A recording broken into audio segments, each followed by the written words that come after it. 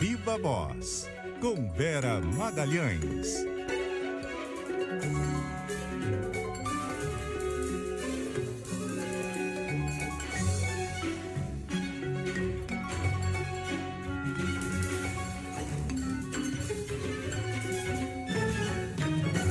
Vera Magalhães, boa tarde para você. Boa tarde, Cássia, ouvintes, todo mundo que nos assiste e que está aí curtindo de alguma forma esse carnaval meio esquisitão. Esquisito, diferente esse carnaval, né, Vera? Mas pelo menos tem muita informação. Infelizmente, a gente gostaria de ter notícias melhores, né, para passar para os nossos ouvintes aqui no carnaval, e a gente está falando bastante a respeito dessa tristeza que é a guerra na Ucrânia. E a gente está falando muito, Vera, a respeito das consequências, inclusive aqui para o Brasil. E você vai tratar conosco desse assunto, e você trouxe um ponto aqui que eu achei muito importante. A gente vai conversando com a Vera ao longo aqui do CBN Brasil, e ela vai dando umas pistas sobre o que ela vai conversar conosco, vai soltando alguns dados aqui no nosso grupinho de WhatsApp. E ela chamou a atenção para aquela questão dos fertilizantes. Vocês se lembram quando o presidente Jair Bolsonaro viajou para a Rússia? Foi um pouco antes, né, de a guerra ser de fato decretada, de começar a invasão das tropas russas à Ucrânia. E o presidente ficava justificando que era importante fazer aquela viagem, porque tinha uma negociação em relação à importação de fertilizantes e que essa era uma questão fundamental, era uma questão muito importante. E é uma questão que agora está em risco, né, Vera, a partir desse conflito. Exatamente, Cássia. Inclusive no domingo, na entrevista coletiva em que pregou neutralidade e que o Brasil não se envolvesse no conflito, Bolsonaro voltou a evocar essa questão dos fertilizantes, dizendo que tinha, na tal conversa de 2 horas com Putin, tratado de uma maneira muito importante o Brasil a esse respeito. De fato, 20% dos fertilizantes, dos adubos que a gente usa no Brasil, vem da Rússia. E agora é um momento em que os produtores fazem as compras de fertilizantes e desses insumos para a safra 2023. Então é um momento importante e significativo para isso. Com os esforços da Rússia voltados para a guerra e com as sanções todas, que implicam inclusive restrições a embarques russos para outros países, o preço geral desse insumo vai subir, porque a Rússia é de fato um grande produtor, então tendo algum embaraço às suas exportações, o preço automaticamente sobe para o mundo todo e se cria uma incerteza quanto à possibilidade de haver esses embarques para o Brasil e de a gente contar com esses fertilizantes russos para a safra vindoura. Então, já tem aí um gargalo contratado numa commodity que realmente é importante para o Brasil e que Bolsonaro usava como justificativa para a gente não se posicionar no campo diplomático, no campo político. As duas coisas são diferentes. De fato, o comércio do Brasil é importante com a Rússia nesse aspecto. E em outros, não tanto. A Rússia não é um grande participante do comércio global. Ela tem uma fatia pequena do comércio global, assim como a Ucrânia.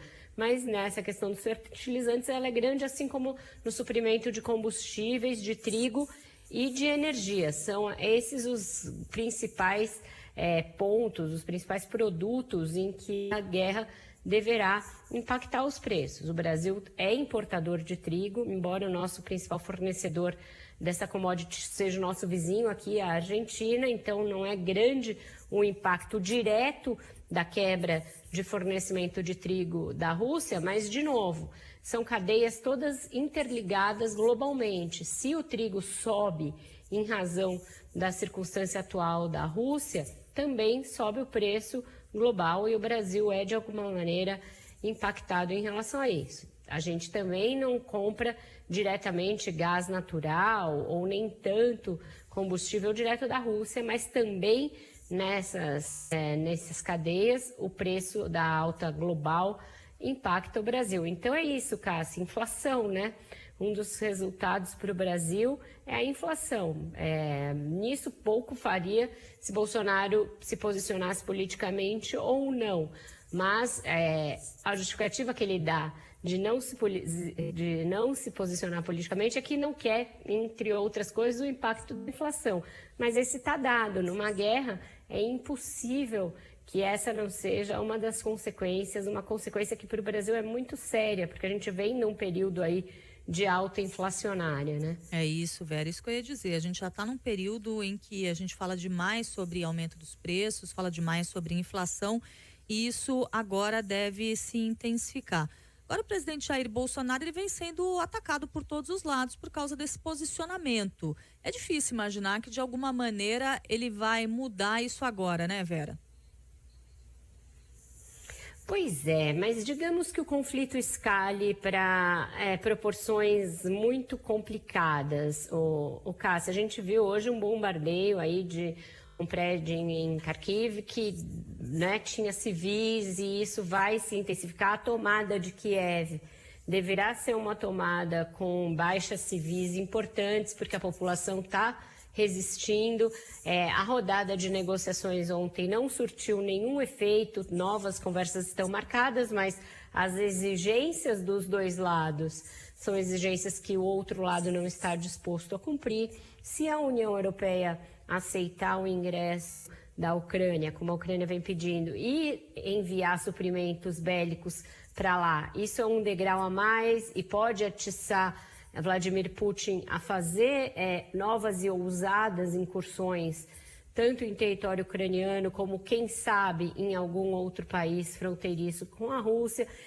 A gente tem uma máxima, que é um clichê, mas que é verdadeira, que guerras elas sempre tomam proporções e caminhos que analistas e todos nós temos dificuldade de prever. Então, o problema de você ficar numa posição que o Bolsonaro chama de neutra, mas que diante de um ataque a uma nação soberana, uma nação independente, na verdade uma posição contra o multilateralismo, contra a paz e contra os preceitos que ditam a diplomacia brasileira, essa que depois você tem que dar um cavalo de pau. Se Vladimir Putin fizer algo ainda mais indefensável do que tem feito até aqui, vai ter prejuízos sérios o presidente ficar preso a essa posição de uma neutralidade que não se justifica no caso de um ataque a uma nação soberana.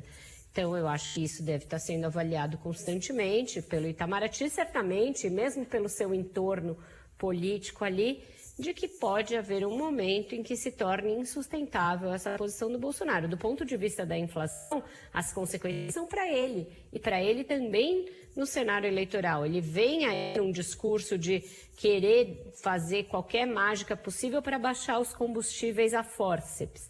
Com uma guerra, isso se torna ainda mais difícil. Então, ele já vai sofrer consequências em razão da inflação e certamente sofrerá consequências também em razão dessa sua postura politicamente e diplomaticamente bastante difícil de defender, Cássia.